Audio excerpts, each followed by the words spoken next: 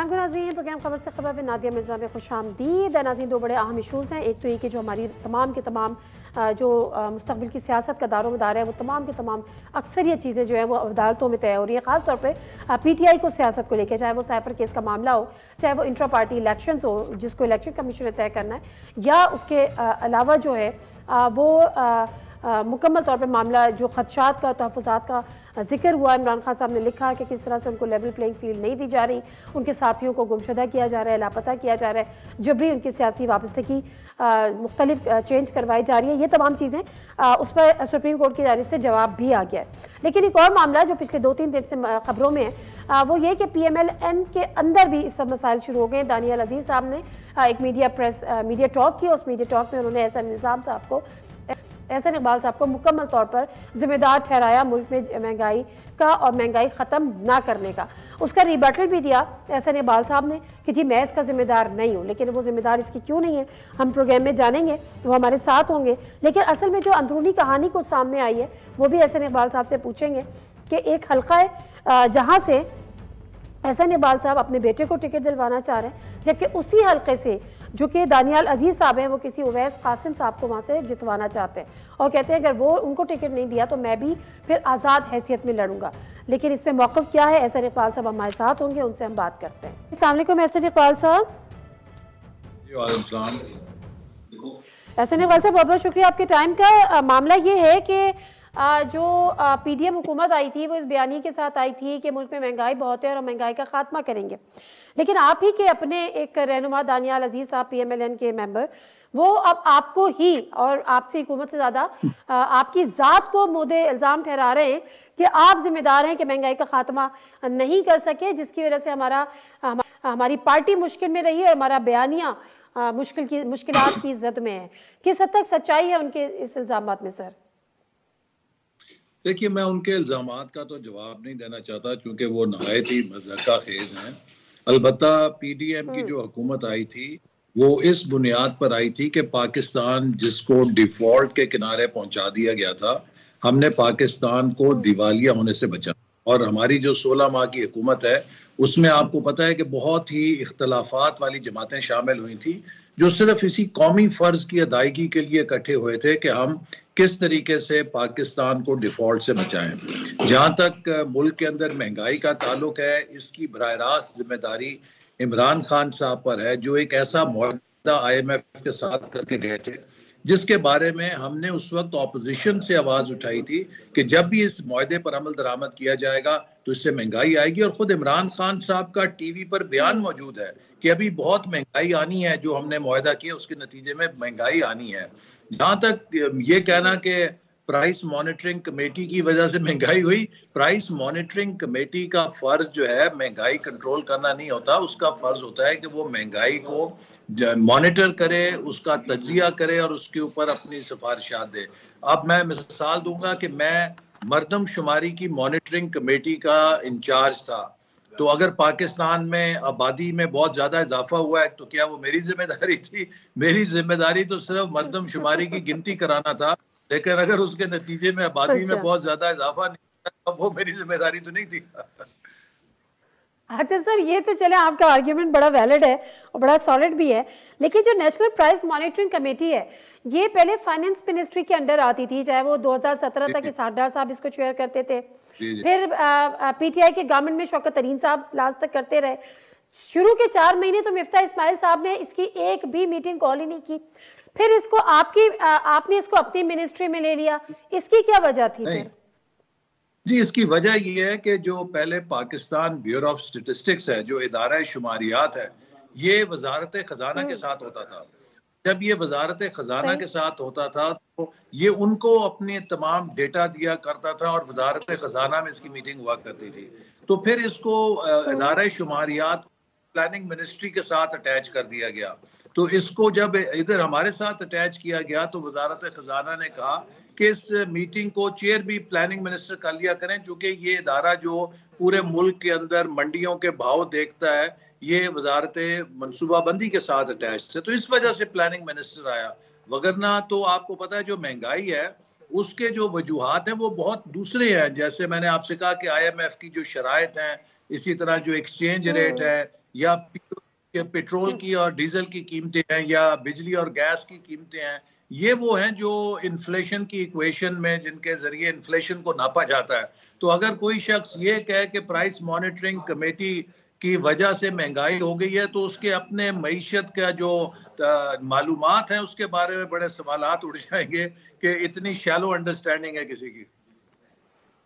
अच्छा सर, लेकिन मुझे सिर्फ एक अपनी क्लैरिटी के लिए मैं आपसे पूछना चाह रही हूँ कि जो नेशनल प्राइस मॉनिटरिंग कमेटी है, जिसको फिर आप चेयर कर रहे थे, आपने कहा उसका काम महंगाई कंट्रोल करना नहीं होता, सिर्फ उसको ऑब्जर्व करना होता है या उसको देखना होता है, तो उसके बाद फिर आप क्या करते हैं? मतलब अगर आपने इस चीज़ को ऑब्जर्व कर लिया कि जी महंगाई बढ़ रही है या महंगाई कम हो रही है, तो फिर कौन वो इदारा है या कौन सा वो प्लेटफॉर्म है जहाँ पे फिर आप अपनी रिकमेंडेशन देते हैं और फिर उसका काम है महंगाई कंट्रोल करे? देखिए, जो जैसे मैंने आपसे कहा कि महंगाई पैदा होने की पाकिस्तान में जो वजूहात हैं, सबसे पहले एक्सचेंज रेट होता है कि अगर आपका एक्सचेंज रेट डिप्रिशिएट करे तो इंपोर्ट्स की कॉस्ट बढ़ जाती है। दूसरे नंबर के ऊपर पेट्रोल और डीजल की कीमतें होती हैं जिनके साथ आपकी जो कॉस्ट ऑफ प्रोडक्शन है वो बढ़ जाती है, और इसी से मुंसलिक जब आप पेट्रोल और डीजल को बढ़ाते हैं तो उससे आपकी बिजली और गैस की कीमत बढ़ जाती है। बिजली पैदा करने में भी फ्यूल इस्तेमाल होता है, और जब बिजली की कीमत बढ़ती है तो फिर आपकी हर चीज की कॉस्ट ऑफ प्रोडक्शन बढ़ जाती है, जिससे कि महंगाई पैदा होती है। तो ये वो चीजें हैं कि जो प्राइस मॉनिटरिंग कमेटी में नहीं आती। प्राइस मॉनिटरिंग कमेटी जो है वो मंडियों के जो मुख्तलिफ निर्ख है उनको मॉनिटर करती है, और वो ये देखती है कि इस वक्त डिमांड सप्लाई की क्या सिचुएशन है। अगर किसी जगह कोई गैप है तो वो मुतलका वजारत को मुतनबे करती है, उसको अपनी फीडबैक देती है, सूबाई हुकूमतों को कहती है। मिसाल के तौर पे अगर थोक जो मंडी जो होलसेल मार्केट है और रिटेल के अंदर फर्क नजर आता है, बहुत ज्यादा फर्क है, तो वो सूबाई हुकूमत को बताती है कि आप प्राइस कंट्रोल मैकेनिज्म बेहतर करें कि अगर होलसेल मार्केट के अंदर एक चीज 100 रुपए की है तो वो रिटेल में 150 की क्यों बिक रही है। तो ये चीजें अब डीसी तो नहीं होता मेरे मतहत, सूबाई हुकूमत तो हमारे मतहत नहीं होती, हम तो सिफारिशात कर सकते हैं जो मुतलका महकमा को भेज देते हैं।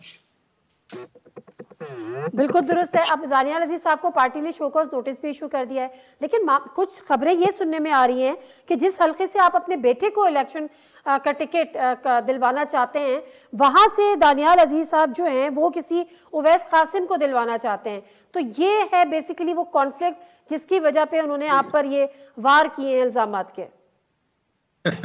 देखिए ना, हमारा सिर्फ उनके साथ मुकामी इख्तलाफ ये है कि हम नहीं चाहते कि हमारे जिले में ऐसे लोगों को टिकटें दी जाएं कि जिन्होंने 2-2 दफा पार्टियां बदली हैं। पहले वो काफ लीग में गए, फिर वो पीटीआई के साथ चले गए। हमारे जिले के अंदर मुखलिस लोग मौजूद हैं, और पार्टी के जो कारकुन है और जो पार्टी की तंजीम है वो इस चीज के ऊपर एक मौकफ रखती है कि हम ऐसे लोगों को जिन्होंने 2-2 दफा वफादारियां बदली हैं हम कबूल नहीं करेंगे, हम उन्हें वोट नहीं देंगे। और इसमें अगर मेरे बेटे का नाम आ रहा है तो उसने तो सिर्फ दरखास्त जमा कराई है, जो वो जिला काउंसिल का चेयरमैन था, उसको वहां से चेयरमैन ने कहा आप भी दरखास्त जमा कराएं। तो दरखास्त जमा कराना पार्टी टिकट के लिए तो हर किसी का हक है। उसका ये मतलब तो नहीं है कि आप पूरी दुनिया के सामने अपनी पार्टी को बदनाम करें और इमरान खान की महंगाई का जिम्मा भी आप अपनी ही जमात को करार दे दें। तो ये एक नहायत ही मैं समझता हूं कि गैर अखलाकी बात है, और अगर कोई शिकायत है तो पार्टी के फोरम है उसके ऊपर बात करनी चाहिए, लेकिन अपनी डर्टी लॉन्ड्री जो है आप मीडिया के ऊपर आके धोएं और आप अपनी ही पार्टी के लोगों को निशाना बनाएं, ये नहायत गैर जिम्मेदाराना रवैया है।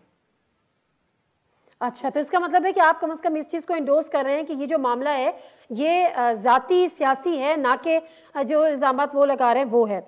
लेकिन सर आपने जो बात की कि जिन्होंने पार्टीज बदली उनको टिकट नहीं देना, बट फैसलाबाद से जो कि राजा रियाज साहब, जो कि आपको पता है उन्होंने तो कितनी पार्टीज बदली, पीपल्स पार्टी, उससे पहले पता नहीं क्या, फिर पीटीआई, फिर वो अपोजिशन लीडर, और अब वो फैसलाबाद से आपके कैंडिडेट होंगे। तो यहाँ ये तजाद नहीं है सर? और फिर आपके लॉयल लोग भी वहां पर मौजूद हैं, राना एहसान जैसे, उनको बाईपास करके। एक वो लोग हैं कि जो मुस्लिम लीग नून को धोखा देकर गए, मुस्लिम लीग नून की पीठ में छुरा घोंपा, उन्होंने वफादारियां बदली और अब वो वापस आ रहे हैं। एक वो लोग हैं कि जो पीपल्स पार्टी में थे या पीटीआई में थे, जो मुस्लिम लीग नून में कभी नहीं थे, वो मुस्लिम लीग नून में आना चाहते हैं। तो दोनों में फर्क है।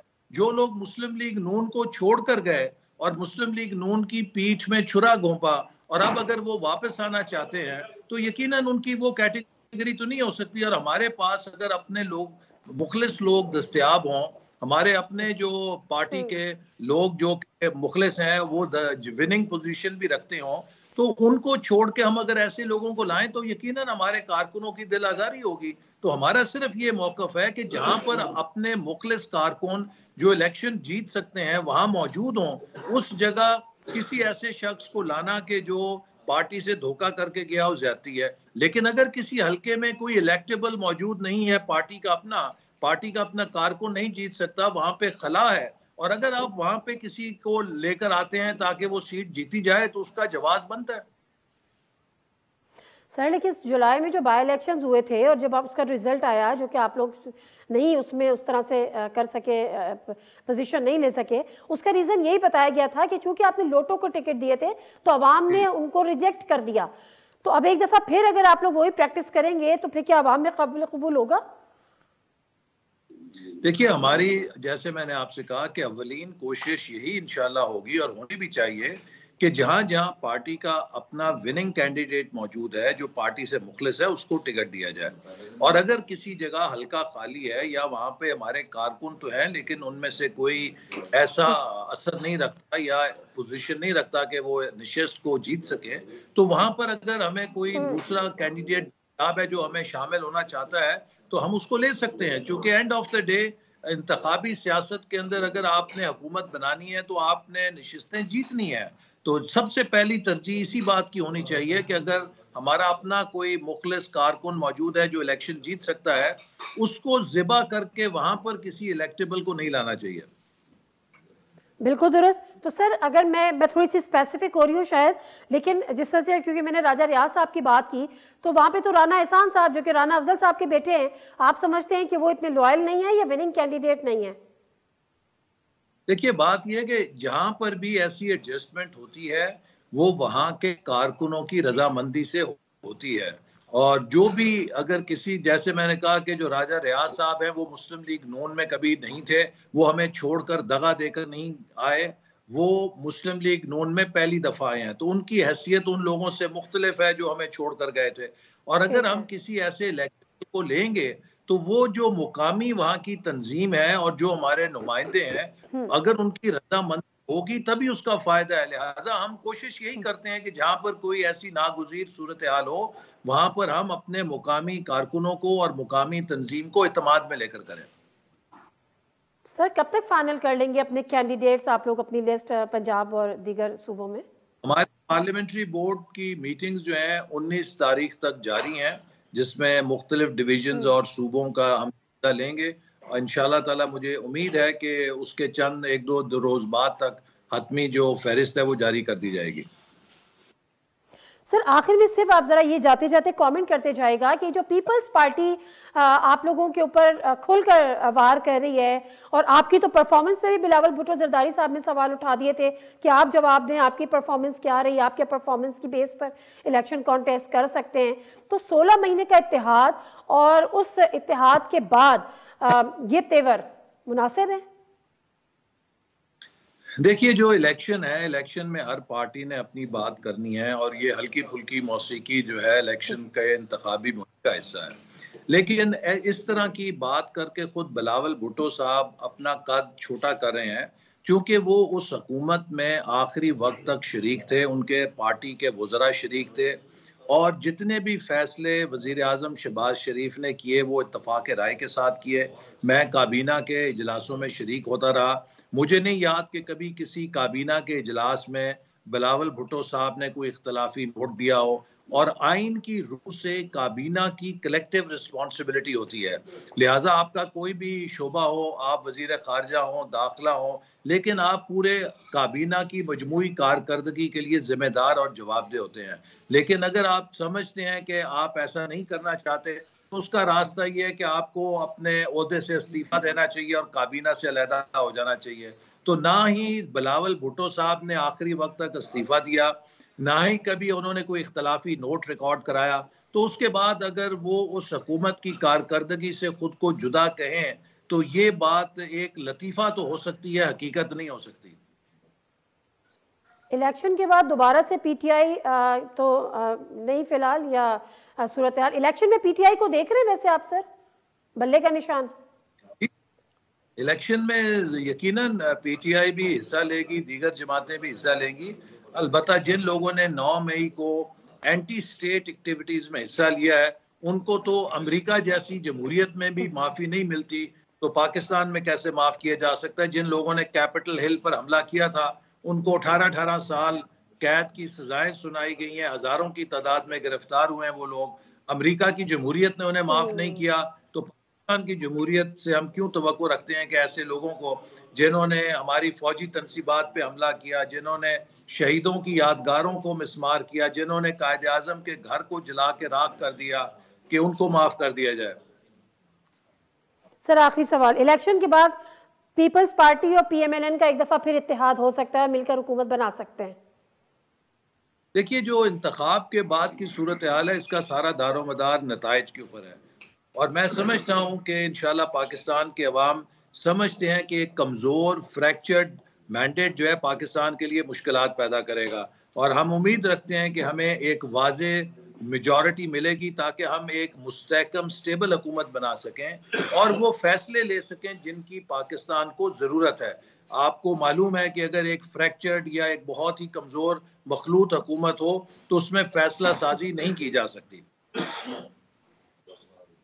ठीक है, thank you very much Ahsan Iqbal साहब, बहुत बहुत शुक्रिया आपके टाइम का। और बात वही है कि जो अंदरूनी कहानी सामने आई थी दानियाल अजीज़ साहब की और एहसन इकबाल साहब के हवाले से, और ये बात अपनी जगह दुरुस्त है जो कि एहसन इकबाल साहब ने कहा भी कि अगर कोई इश्यूज़ थे भी तो विद इन पार्टी उसको सॉर्ट आउट करना चाहिए, ना कि आप मीडिया के सामने या प्रेस कॉन्फ्रेंस करके।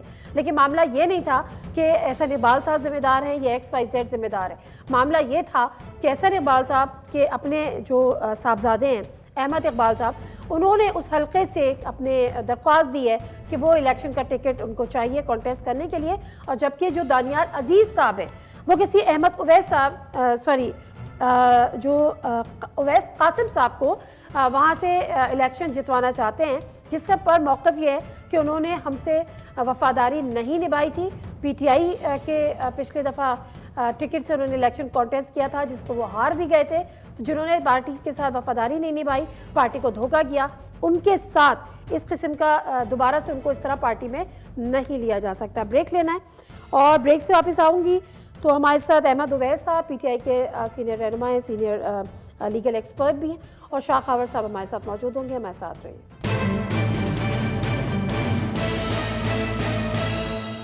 जी नज़ीर, प्रोग्राम में एक दफ़ा फिर आपको खुशामदीद कहते हैं। 2-3 बड़े मामले हैं इस वक्त पाकिस्तान की जो सियासत है ना, वो मामले, ये तमाम के तमाम सियासत जो है वो अदालतों के गिर्द घूम रही है।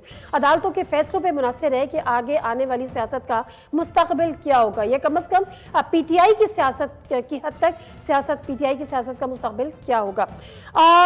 जो तमाम चीज़ें सब PTI को फेस करनी पड़ रही हैं, ख़ासतौर पर साइफर का केस हो गया, या उसके अलावा भी जो इंट्रा पार्टी इलेक्शंस हुए हैं उसका मामला हो गया, लेकिन उसके साथ साथ जो तमाम चीज़ें हुई उस पर इमरान खान साहब ने अपने एक वकील के तवस्सुत से सुप्रीम कोर्ट यानी चीफ जस्टिस ऑफ पाकिस्तान को एक ख़त भी लिखा, और उसका मतन भी मैं आपसे शेयर करूंगी, और सुप्रीम कोर्ट की जानिब से उसका जवाब क्या दिया गया वो भी मैं आपसे शेयर करूंगी। लेकिन उससे पहले जो हमारे गेस्ट हैं उनसे आपका तारुफ करा देती हूँ। प्रोग्राम में उनको खुशामदीद कहते हैं। हमारे साथ मौजूद है एडवोकेट शाह खावर साहब, और उसके साथ साथ माहिर कानून अहमद उवैस साहब भी हमारे साथ मौजूद है। दोनों शख्सियात का बहुत बहुत शुक्रिया प्रोग्राम में शामिल होने के लिए। कोई मैं ज़रा अपने नाज़रीन के सामने रख दूं कि बेसिकली क्या वो तहफ़्फ़ुज़ात और ख़दशात थे जिनका इजहार किया था इमरान खान साहब ने चीफ जस्टिस को। इन शॉर्ट हम आपको बताते चले कि उन्होंने इमरान खान साहब ने जो ख़त लिखा उसमें उन्होंने कहा कि PTI के रहनुमाओं को जबरी तौर पर गुमशुदा किया जा रहा है, लोगों की सियासी वफादारियाँ तब्दील कराई जा रही हैं, ज़मानत के बावजूद सियासतदानों की गिरफ्तारियाँ रोकी जाए, chief justice level playing field के लिए हिदायत जारी करें। इमरान खान की चीफ जस्टिस काजी फायज़ ईसा से नोटिस लेने की भी अपील की है। इमरान खान का जबरी गुमशुदगियों पे कमीशन के क़याम का भी मुतालबा किया, जिसका जब जवाब सुप्रीम कोर्ट का और वो चीफ जस्टिस की बिहाफ पर उन्होंने कहा कि सब यकीन रखें कि चीफ जस्टिस आईनी जिम्मेदारियों से आगाह हैं, चीफ जस्टिस काजी फायज़ ईसा पर दबाव नहीं डाला जा सकता, ना ही चीफ जस्टिस जानिबदारी करेंगे, चीफ जस्टिस अपने फ़राइज़ की अदायगी जारी रखेंगे, चीफ जस्टिस हलफ की पासदारी करते रहेंगे। तो प्रोग्राम का आगाज़ करते हैं और शायद ज़रा मैं आपसे इस बात का आगाज़ कर लेती हूँ। अगर कुछ खदशात हैं और कुछ तहफ़्फ़ुज़ात हैं चेयरमैन पीटीआई इमरान खान साहब के, और वो ये समझते हैं कि सुप्रीम कोर्ट ही जो है वो मोस्ट एप्रोप्रिएट फोरम है, या चीफ जस्टिस से इस बारे को उनको आगाह किया जाए और उनसे कहा जाए इस मामले को देखें, तो क्या ये जानिबदारी या दबाव डालने के ज़िम्मे में आता है? देखिए नादिया, मैं आपको एक बात बताऊं, हर चीज का आइन और कानून में एक तरीकाकार जो है वो वजह है।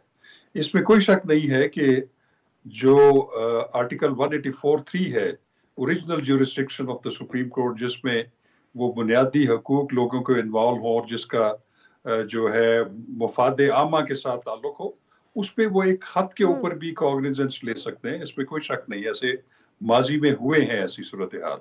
लेकिन मैं ये कहता हूं कि जैसे अभी अहमद अवैस साहब हैं, बड़े सीनियर कानूनदान हैं, और इसके अलावा बहुत सारे और लॉयर्स जो हैं वो पीटीआई के मौजूद हैं। हामिद खान साहब हैं, बहुत बड़ा नाम है। अगर मैं समझता हूं कि ये उनके तवस्सुत से अगर ये किया जाता और इसको प्रॉपर एक पिटीशन की सूरत में फाइल किया जाता, ज्यादा से ज्यादा ये होता कि वो रजिस्ट्रार ऑफिस उस पर एतराज कर देता, और वो फिर एतराज कर को जो है वो किया जा सकता है उसको मजीद जो है कि उसकी एक चैम्बर अपील जो है वो फाइल की जा सकती है। तो वो तरीकाकार नहीं अपनाया एक किसी लॉयर की तरफ से, जो कि शायद सुप्रीम कोर्ट के लॉयर भी नहीं है, उनकी तरफ से एक खत डाल दिया गया। तो मैं समझता हूँ कि ये कोई प्रॉपर तरीकाकार नहीं था। ठीक है, तरीकाकार जो है वो तो वो कम किसी न किसी नतीजे पे पहुंच। ठीक है अहमद उवैस साहब, आप इस बात से एग्री करते हैं कि जो खदशात या जिन तहफ़्फ़ुज़ात का इजहार किया गया, चीफ जस्टिस से नोटिस लेने की अपील की गई, उसका तरीक़ाकार गलत था। बाकायदा तौर पे एक एप्लीकेशन या कोई दरख्वास्त डाली जाती जो शायद टेकअप की जाती, लेकिन एक ख़त की शक्ल में, और एक ऐसे वकील जो शायद बकौल शाखावर साहब के कि खुद भी वो शायद सुप्रीम कोर्ट के वकील नहीं है।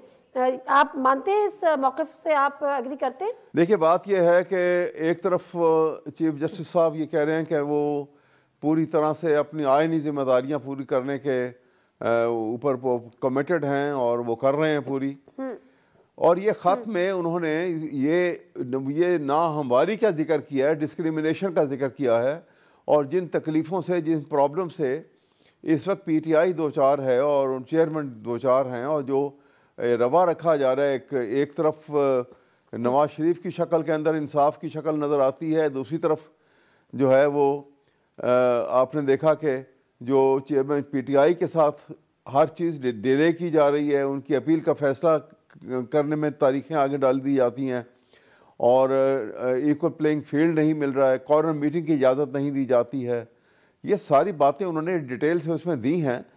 तो आर्टिकल 184(3 जो है वो इसी काम के लिए है कि सुप्रीम कोर्ट जहाँ पे वायलेशन ऑफ फंडामेंटल राइट्स हो, अन आउटराइट जो है वो वायलेशन हो रही हो, तो सुप्रीम कोर्ट जो है वो आर्टिकल 184(3 में सुओ मोटो नोटिस ले सकते हैं। इसी पटिशन को, इसी दरख्वास्त को, जो लेटर जो लिखा था, इसी को वो नंबर लगा के कोर्ट में रख भी सकते थे। लेकिन बहरहाल वो प्रोसीजर की तरफ लग गए, और प्रोसीजर मुकम्मल होते होते इलेक्शन गुजर जाएगा, ऐसा महसूस होता है। लेकिन तो ये तो वही प्रॉब्लम है जिसे फेस कर रहे हैं। आप दुरुस्त फरमा रहे हैं, लेकिन क्या वजह थी कि खत लिखने को ज्यादा मुनासिब समझा गया और बाकायदा तौर पे पिटीशन या दरख्वास्त जमा नहीं कराई? इस वजह से कि वो दरख्वास्तें का प्रोसीजर वो इतनी देर में वो लगती ही नहीं है। जो हालात इस वक्त हैं कि आप दरख्वास्त देते हैं, उसका को बेंच के आगे फिक्स करने का प्रोसेस इतना को लेंथी और लेबोरियस है और इतना स्लो है, और उसमें कौन उसमें उसको प्रोसेस को हैसन कर सकता है ये मालूम नहीं है। तो ये एक लेटर लिखा था उनको कि ये उनको उनके ज़ाती इल्म में आ जाए ये बातें सारी, ये सिर्फ इस वजह से लेटर लिखा है। इसमें प्रेशराइज करने का तो कोई सवाल ही पैदा नहीं होता। दुरुस्त। अच्छा शाह खबर साहब, अब मामला ये है कि जो जिन तहफ़्फ़ुज़ात या खदशात का जिक्र किया है उस लेटर में, जो कि साबिक़ चेयरमैन पीटीआई इमरान खान साहब ने किया है, अब वो तो काफ़ी हद तक दुरुस्त हैं। और चूँकि इलेक्शन कमीशन ने खुद निगरां हुकूमत को भी एक लेटर लिखा, मरासला इरसाल किया, उन्होंने कहा कि ये शिकायतें आ रही हैं कि उनको लेवल प्लेइंग फील्ड नहीं मिल रही, तो निगरां हुकूमत इस मामले को देखे। लेकिन निगरां हुकूमत के जो वज़ीर दाखिला हैं या वज़ीर आज़म निगरां भी हैं, उन्होंने भी कहा कि नहीं ऐसी कोई बात नहीं है, सबको लेवल प्लेइंग फील्ड मिल रही है, कोई मामला नहीं है ऐसा। तो अब दूसरा फोरम फिर क्या होगा और क्या हो सकता है? मतलब अगर सुप्रीम कोर्ट नहीं और इलेक्शन कमीशन तो लिख दिया, उसका असर नहीं हो रहा, फिर क्या किया जाए? मेरा ख्याल है कि जब इलेक्शंस की डेट दे दी जाए और इलेक्शन जो है अनाउंस हो जाए, जैसे कि अभी इलेक्शन कमीशन ऑफ पाकिस्तान ने उसमें डेट भी दे दी है, तो डिलिमिटेशन का प्रोसेस भी कंप्लीट हो गया है, तो फिर ये इलेक्शंस को जो है फ्री एंड फेयर करवाना जो है और वो इलेक्शन कमीशन का काम है, जो आर्टिकल 218 है of the constitution of Pakistan, क्योंकि उनके पास फिर इख्तियारात ज्यादा हो जाते हैं। उनके जितनी भी पोस्टिंग ट्रांसफर ब्यूरोक्रेसी में है, इधर उधर मेजर डिसीजंस, उसके ऊपर जो है वो फिर इलेक्शन कमीशन बैठ जाता है। इसमें हमने देखा है कि पिछले हफ्ते एक इलेक्शन कमीशन ऑफ पाकिस्तान ने पीटीआई की ही एक एप्लीकेशन पे मेरी नजर से गुजरा है कि उन्होंने फिर एक प्राइम मिनिस्टर को एक याददाश्त का खत लिखा और उनको कहा कि आप ये ऐसे तमाम इकदाम उठाएं कि पीटीआई को भी लेवल प्लेइंग फील्ड मिले, और वही लेटर उन्होंने chief secretaries of the provinces को भी लिखा और उनको याद दहानी करवाई। हाँ, यहाँ तक इसका ताल्लुक है सुप्रीम कोर्ट में, जैसे मैंने पहले भी अर्ज किया कि इसको अगर प्रोफेशनली देखा जाता, मैं समझता हूँ कि अगर ये अहमद अवैस साहब से ही कंसल्ट कर लिया जाता या हामिद खान साहब से कर लिया जाता, तो वो इसको बाकायदा एक पिटीशन की शक्ल में दाखिल करते। उसके बाद अगर वो एंटरटेन ना होती तो फिर सुप्रीम कोर्ट रूल्स प्रोवाइड करती हैं कि फिर आप रजिस्ट्रार के ऑफिस के अगेंस्ट चैम्बर अपील कर सकते हैं। तो चैम्बर अपील में हो सकता है कि ये ऑर्डर हो जाता है कि चीफ जस्टिस के पास प्लेस किया जाए ताकि वो खुद और अपनी जो 3 रुकनी कमेटी है, 2 सीनियर मोस्ट जजेस, उनके सामने रख के इस पे जो है वो फैसला करे। एटलीस्ट अगर वो लॉफुल कोर्स अडॉप्ट किया जाता तो उसका कोई ना कोई नतीजा निकल आता। अगर इसमें कोई कमेंट करना चाहें, वैसे तो ये बात मैं आपसे पूछ चुकी थी, मगर थोड़ा सा आगे बढ़ जाते हैं। मामला है इंट्रा पार्टी इलेक्शंस का, जो कि एक दफा हो तो गए, लेकिन इसका थोड़ा सा जवाब। जी सर, श्योर। मैं ये अभी जो बात की है शाह खावर साहब ने, मैं उसको थोड़ा सा जवाब देना चाह रहा था, आप अगर इजाजत दें। वो ये बात ये है कि सर, प्लीज। बात ये है कि जो उन्होंने ये बात की है, ये उस प्रोसीजर का जिक्र कर रहे हैं, जो प्रोसीजर जो है अगर उसको मुकम्मल करते रहेंगे तो इलेक्शन का टाइम भी गुजर जाएगा और इलेक्शन हो जाएंगे और इनके तहफ़्फ़ुज़ात जो हैं और इनकी जो कंप्लेंट्स हैं, इनके जो प्रॉब्लम्स हैं, वो वैसी की वैसी ही रहेंगी। यह इसलिए लेटर लिखा था कि डायरेक्ट उनके इल्म में ये बात आ जाएगी और उनके पास कानून जो है और पाकिस्तान का आइन जो है वो चीफ जस्टिस को ये अथॉरिटी और ये जुरिस्डिक्शन देता है, इख्तियार देता है कि वो सो मोटो नोटिस लेके बाकायदा इलेक्शन कमीशन को भी और रेलिवेंट जो अथॉरिटीज़ हैं उनको बुलाते और दोनों को सुन के बताते कि ये लेवल प्लेइंग फील्ड जो है इनको मिल रही है, उनके साथ ये स्टेप मदरली सलूक हो रहा है या नहीं हो रहा है, और अगर नहीं हो रहा है, अगर हो रहा है तो उसके लिए क्या रेमिडियल मेजर क्या होने चाहिए वो किए जाते और मसला जो है वो 1 या 2 दिन में वो हल हो जाता। बजाय इसके कि ये एक पिटीशन दायर करेंगे, वो ऑब्जेक्शन लगेगा, ऑब्जेक्शन के ऊपर जवाब देंगे, उसके ऑब्जेक्शन के अपील होगी, अपील रजिस्ट्रार सुनेगा, रजिस्ट्रार फिर वो फिर जाएगी वो चैम्बर में, फिर चैम्बर में समाअत होगी। तो ये time factor is this most important. Election तो सर पे है और जो हो रहा है वो नजर आ रहा है सारी दुनिया को। बिल्कुल ठीक है। अब आपने जिस मकसद के लिए लेटर लिखा था वो टारगेट तो अचीव नहीं हुआ, अब क्या करेंगे? नेक्स्ट क्या स्ट्रेटजी होगी? आप तो करेंगे, हमारे पास और कोई रास्ता नहीं है। हम एक एप्लीकेशन जो है, एक पिटीशन भी तैयार करके वहां दायर करेंगे, जैसे उन्होंने उसमें उनके जवाब से ये मुतरशे है कि आप एक इलेक्शन पिटीशन, एक बाकायदा एक पिटीशन दें सुप्रीम कोर्ट में, वो भी करके देख लेंगे, जरूर करेंगे। जो कानूनी रेमेडीज हैं हम एक्सरसाइज करेंगे उसको जरूर, लेकिन इसका प्रॉम्प्टली अगर फैसला नहीं किया जाएगा, justice delayed is justice denied. अगर इलेक्शन सर के ऊपर है और वक्त के ऊपर ये काम नहीं होता तो उसका जो है जब तक वो होता रहेगा तो उसका फायदा फिर कोई नहीं होगा। इसलिए ये था कि ये इसको जल्दी किया जाए। नसीम मुख्तसर साहब ब्रेक, वापस आते हैं हमारे साथ में। प्रोग्राम में एक दफ़ा फिर आपको खुशामदीद। शाह खबर साहब, ज़रा मैं पार्टी के जो हुए हैं इंट्रा पार्टी इलेक्शन उस पर ज़रा मुख्तसर से आपसे बात कर लूँ, फिर आगे बढ़ते। सर, अब मामला ये है कि जिस तरह से तमाम पार्टीज इंट्रा पार्टी इलेक्शंस कराती हैं उस तरह से पीटीआई ने भी करा दिया और हमेशा से इसी तरह होते थे जैसे और पार्टीज में होते थे। मैं नहीं कह रही सही होते थे, मगर जैसे और पार्टीज में होते थे इस मुल्क में सियासी जमातों में, वैसे इन्होंने भी होते थे। इस दफ़ा को ख़ास नज़र थी इलेक्शन कमीशन की, उन्होंने कहा दोबारा कराएं, उन्होंने दोबारा करा दिया। अब एस अकबर बाबर साहब का मामला, ये मामला किस तरफ जाता आपको दिखाई दे रहा है अगर इलेक्शन कमीशन में चैलेंज हो जाता है तो? देखिए, एक तो मैं आपको बताऊं कि जो पार्टी इंट्रा पार्टी इलेक्शंस होते हैं वो कब कब होने चाहिए, उसकी कितनी मियाद होनी चाहिए, ये एक जो उनका मंशूर होता है मैनिफेस्टो, वो जमा होता है इलेक्शन कमीशन ऑफ पाकिस्तान में। उसमें जो लिखा हो कि वो 1 साल के बाद होंगे, 2 साल के बाद या 3 साल के बाद, और इलेक्शंस करवाने का तरीका कार क्या होगा, तो वो फिर पॉलिटिकल पार्टीज, चाहे वो पीटीआई हो चाहे जो भी हो, वो फिर पाबंद होती है अपने जो मंशूर उन्होंने वहां पे जो है जमा करवाया है उसके तरीकाकार अपनाने का। अब अगर उसमें कोई वायलेशन हो तो उसमें इलेक्शन कमीशन यकीनन उसमें इंटरफेयर कर सकता है, उस इलेक्शंस को दोबारा कहने के लिए कर सकता है, जैसे कि अभी पीटीआई को कहा गया था। हाँ, ये बात जरूर है कि वो जो उसका फैसला आया कि ये उनके जो लास्ट इलेक्शन हुए थे वो अकॉर्डिंग टू द लॉ नहीं थे, उसमें बड़ी ताखीर की गई। ऐसी अगर इंटीमेशन अगर हो, अगर किसी में बेज़ाब्तियां हो इलेक्शन करवाने में इंटर पार्टी, तो उसका बर वक्त जो है वो बिल्कुल वो उसका फैसला कर देना चाहिए ताकि पॉलिटिकल पार्टी उसकी रेमेडी कर दे।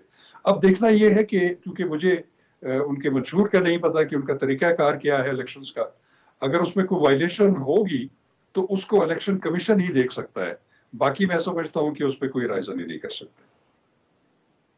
अच्छा, तो अहमद उवैस साहब, अब आप भी इस पे ज़रा रोशनी डालिएगा, क्योंकि अब जो एस अकबर बाबर साहब हैं वो कह रहे हैं जी हम इलेक्शन कमीशन में इसको चैलेंज करने जा रहे हैं, जो सही तरीक़ेकार था उसको अडॉप्ट ही नहीं किया गया।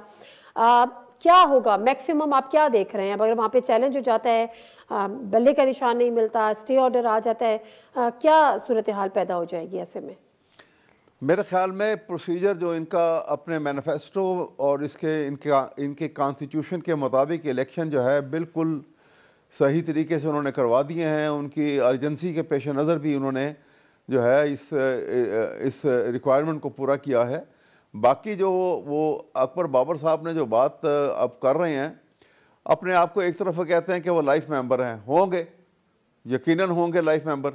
उसके बाद जो उनका एटीट्यूड रहा है, तो वो पीटीआई का कौन सा शख्स उनको वोट देगा विद दिस एटीट्यूड?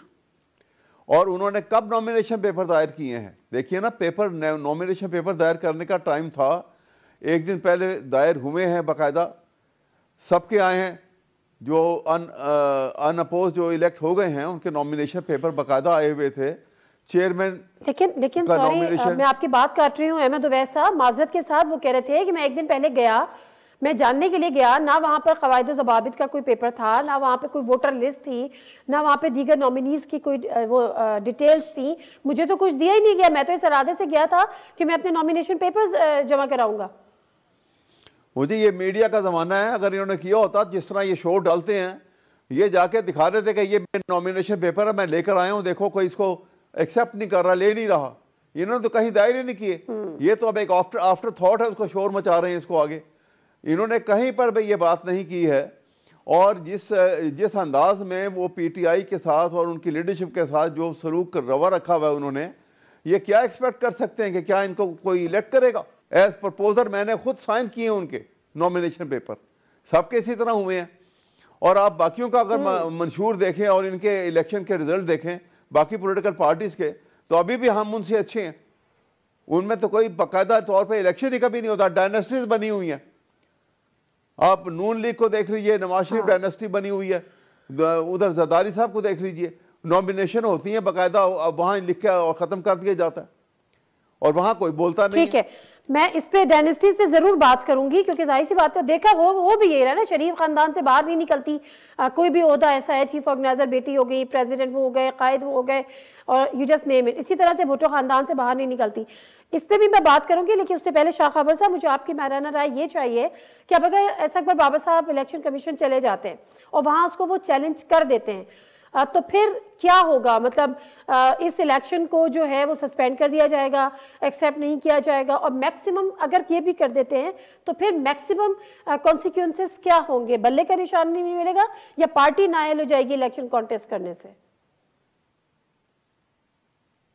देखिए, अब अकबर एस बाबर साहब का क्या मौका है उसका तो मुझे पता नहीं है, लेकिन एक चीज जरूर है कि वो अगर कोई भी पिटीशन इस इलेक्शन को चैलेंज करेंगे इलेक्शन कमीशन के सामने, तो उनको ये साबित करना होगा कि वो पीटीआई के बाकायदा रुकन हैं और उनका वो जो पीटीआई ने जो रोल ऑफ मेंबर्स जो है वो बनाया हुआ है वो उसमें रिफ्लेक्ट कर रहे हैं, तो वो तो फिर उनको एक लोकस टेंडाई होगा। लेकिन अब चूंकि उधर से मुतजाद खबरें ये आ रही हैं कि उन्होंने कंट्रडिक्शन किया पीटीआई की तरफ से कि वो शायद पीटीआई के रुकन बाकायदा नहीं है और इसलिए वो फिर मजाज नहीं थे इलेक्शन कंटेस्ट करने का, तो ये तमाम चीजें उन्होंने उनको साबित कर दी है। आरिफ अलवी ने शायद उनको निकाल दिया था बहसीत जनरल सेक्रेटरी, ये खबर आ रही है। हाँ, लेकिन उनकी भी मैंने प्रेस कॉन्फ्रेंस सुनी, उन्होंने कहा कि मुझे कोई हाई कोर्ट्स ने भी उसके अदरवाइज करा दिया था, लेकिन ये एक फैक्चुअल कंट्रोवर्सी है, ये जो है वो उन्होंने साबित कर दी है। अगर ये साबित कर लेते हैं कि वो मेंबर हैं, अगर ये साबित सर अगर वो साबित कर देते हैं कि वो मेंबर हैं, तो उसके बाद इलेक्शन कमीशन मैक्सिमम क्या कर सकता है? कि क्या अगर इनको सस्पेंड करेगा जो इलेक्शंस हुए हैं, कि बल्ले का निशान नहीं देगा, या पार्टी भी नाअहल हो सकती है कॉन्टेस्ट करने से? नहीं, मैं आपको बताऊं कि उसका तरीकाकार ये है कि अगर वो उनका चले लोकस टेंडाई उनका डेवलप भी अगर हो भी गया कि एस्टेब्लिश हो गया कि वो मेंबर भी हैं, तो वो देखेंगे कि वो जो उन्होंने एलिगेशन लगाए हैं तो उस पे एज सच कोई इंटरम ऑर्डर नहीं पास करेगा इलेक्शन कमीशन ऑफ पाकिस्तान, वो बाकायदा नोटिस इशू करेगा पीटीआई को, उनके ओहदेदारान को। उनका मौकफ सुनने के बाद वो फिर ये डिक्लेयर कर सकते हैं कि ये इलेक्शंस ठीक हुआ है, अकॉर्डिंग टू द कॉन्स्टिट्यूशन हुआ है, या इसके अदरवाइज भी कर सकते हैं। अगर वो अदरवाइज करते हैं तो फिर पीटीआई के पास उसको चैलेंज करने की रेमेडीज भी मौजूद हैं, वो हाई कोर्ट में उसको चैलेंज कर सकते हैं, बाद में सुप्रीम कोर्ट में चैलेंज कर सकते हैं।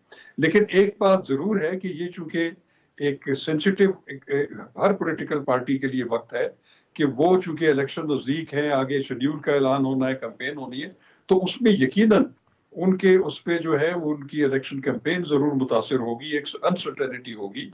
और अगर ये इलेक्शन अगर फर्ज कर लिया जाए इलेक्शन कमीशन होल्ड करता है कि इसमें वो रिक्वायरमेंट्स कानूनी पूरी नहीं हुई, तो वो उसका दोबारा नल एंड वाइड करार दे दिया जाएगा। तो फिर उस सूरत में वो जो इंतखाबी निशान और उसका वो इश्यूज सामने आएंगे और वो फिर एक मुश्किल सूरत हाल का पीटीआई को सामना करना पड़ेगा। राइट। अहमद उवैस साहब, इसका जरा आप जवाब दे दीजिएगा, तो फिर मैं जरा अगली उस जो डायनेस्टी पॉलिटिक्स है उस पर जरा जाऊंगी कि उस पे नजर करम इलेक्शन कमीशन की क्यों नहीं होती। But if you would like to respond Shah Khawar साहब। ये बात ये है कि आप इसको इस एंगल से देखें कि इलेक्शन हो गए, इलेक्शन का रिजल्ट अनाउंस कर दिया उन्होंने, पीटीआई के किसी रुकन की तरफ से कोई ऑब्जेक्शन नहीं आया, कोई प्रोटेस्ट नहीं आया कि जी इलेक्शन नहीं हुए, हमें पार्टिसिपेट करने से रोका गया, ज़बरदस्ती रिजल्ट गलत अनाउंस कर दिए गए, किसी ने नहीं कहा एक्सेप्ट अ पर्सन जो ऑलरेडी कंटेस्ट कर रहा है पीटीआई की लीडरशिप के खिलाफ। वो बाकायदा तौर के ऊपर, लेकिन वो कह रहे हैं कि मैं पीटीआई का फाउंडिंग मेंबर हूं। वो जो होंगे ना, अगर एक आदमी अच्छा फाउंडर मेंबर होने के बाद अगर एक आदमी जो है वो बगावत कर जाता है, वो उसके डिसिप्लिन से बाहर निकल जाता है, तो उसको निकाल दिया उन्होंने।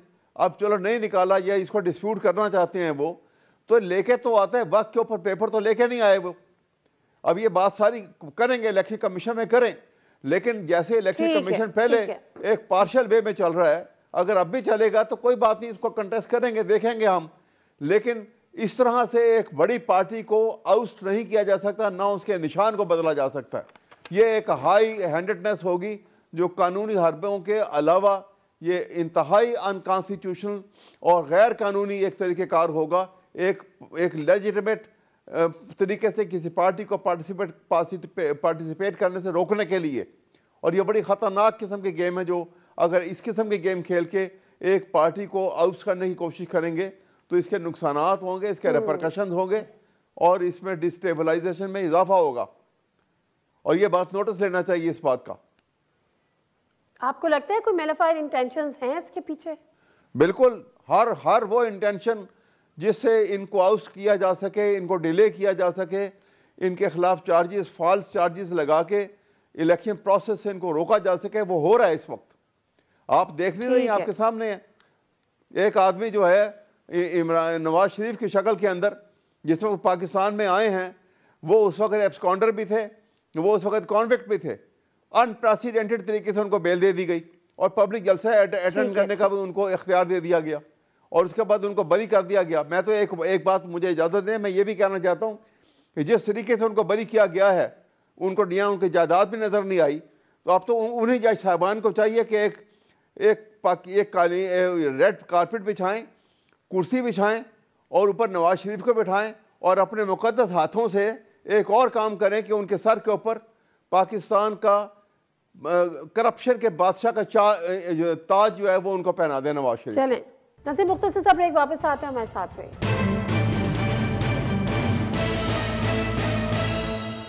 प्रोग्राम में एक दफ़ा फिर आपको खुश आमदीद। शाह खबर साहब, अब मामला कोई इसका जवाब दे ताकि हम आगे बढ़ते हैं। ये जो डायनेस्टी पॉलिटिक्स जिसका जिक्र भी कर रहे हैं, इलेक्शन कमीशन को क्यों नज़र नहीं आता कि PMNN की जितनी भी इलेक्शंस होते हैं वो उनकी फैमिली के गिर्द घूमते हैं? पीपल्स पार्टी में जो इलेक्शंस होते हैं वो भुट्टो ख़ानदान के गिर्द घूमते हैं और हमने तो कभी नहीं देखा कि वहाँ का किसी ने चैलेंज किया हो या वहाँ पर इलेक्शन कमीशन ने उसका नोटिस लिया हो। देखिए नादिया, मैं आपको बताऊं कि किसने पार्टी का इलेक्शन लड़ना है, किसने चेयरमैन बनना है, किसने वाइस चेयरमैन बनना है, ये इलेक्शन कमीशन की डोमेन में नहीं है। उसमें हाँ, ये इसका एक मॉरल एक पहलू जरूर हो सकता है कि हमारी पॉलिटिकल पार्टीज जो हैं वो ऐसा कल्चर डेवलप नहीं कर सकी अभी तक कि वो अपनी खानदानी पॉलिटिक्स से बाहर नहीं निकली। ये एक अनप्लेजेंट प्रैक्टिस रही है, इंडिया में भी थी, श्रीलंका में भी है, बांग्लादेश में भी है, लेकिन ये बतदरीज कम हो रही है। अब देखा कि आपने इंडिया में जो अब सूरत हाल है, एक जमाने में जो है जवाहरलाल नेहरू के बाद जो है उनकी बेटी आई, फिर उनके बेटे आए वो, और उसके बाद भी ये कॉन्सेप्ट चलाने की कोशिश की, लेकिन अब ग्रेजुअली वो चीज वहां पे नापैद होती जा रही है क्योंकि वो एक डेमोक्रेटिक प्रोसेस बगैर किसी ताकतुर के चलता जा रहा है।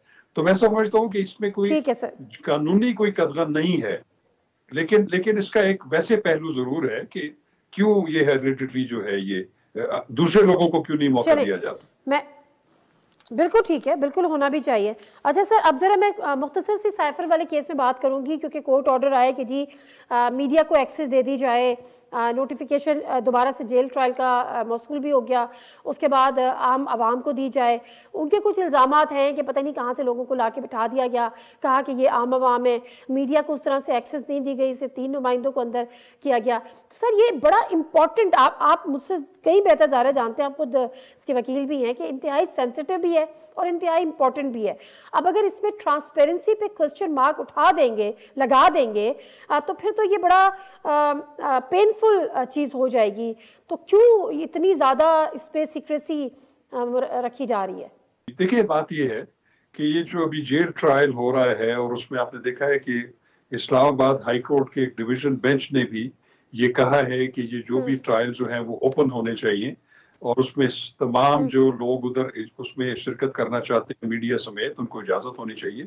तो उसी सिलसिले में मेरा ख्याल है कि चूंकि अब इसको रेगुलेट करना है, प्रिजाइडिंग ऑफिसर जो जज हैं उन्होंने, कि उसको किस तरह रेगुलेट किया जाए और वो भी जेल इंतजामिया को कॉन्फिडेंस में लेके। तो मैं ये समझता हूँ कि उनकी ऑर्डर की लेटर एंड स्पिरिट के मुताबिक बिल्कुल उसमें मीडिया के नुमाइंदगान को भी इजाजत होनी चाहिए, या जो लोग उसकी समाअत में आम आवाम जो है हिस्सा लेना चाहते हैं उनको भी होनी चाहिए। लेकिन उसमें अगर ये देखा जाए कि अगर फर्ज करें कि उसमें कुछ 100 से ज्यादा मीडिया के लोग, अगर 1000 लोग जो हैं वो उस प्रोसीडिंग्स को देखना चाहते हैं तो वो हो नहीं सकेगी। उसकी वजह यह कि आपने देखा है कि इस तरह के जितने हाई प्रोफाइल केसेस जो बीट रिपोर्टर्स हैं, ओपन केसेस में जो बीट रिपोर्टर्स हैं हर चैनल के, एटलीस्ट जो बीट रिपोर्टर्स हैं उनकी एक्सेस तो होनी चाहिए ना। बिल्कुल होनी चाहिए, बिल्कुल। वो जो है प्रिजाइडिंग ऑफिसर का ये जो है ये उनकी जिम्मेदारी बनती है कि वो इसको इंश्योर करें कि अगर वो 20 रिपोर्टर जो हैं वो आप एक मैकेनिज्म बना लें कि कितने रिपोर्टर्स ने उसमें आना है, कितने लोग जो है आ सकते हैं। आपने देखा होगा कि जो ओपन ट्रायल्स भी होते हैं, हाई प्रोफाइल ट्रायल, वहां पे जो हुजम होता है अदालत का, उसके मुताबिक फिर पासिस दिए जाते हैं आम आवाम को भी, उसको रेगुलेट करने के लिए, और मीडिया के लोगों को भी। तो ये रेगुलेट करना जो है ये प्रिसाइडिंग ऑफिसर का काम है। ठीक है अहमद उवैस साहब, इस पे अगर आप कुछ कमेंट करें, क्योंकि हमने तो देखा कि रेगुलेट किए बगैर हेयरिंग हो गई, तो फिर मेरा ख्याल है पहले रेगुलेट किया जाना चाहिए था एज पर कोर्ट ऑर्डर्स।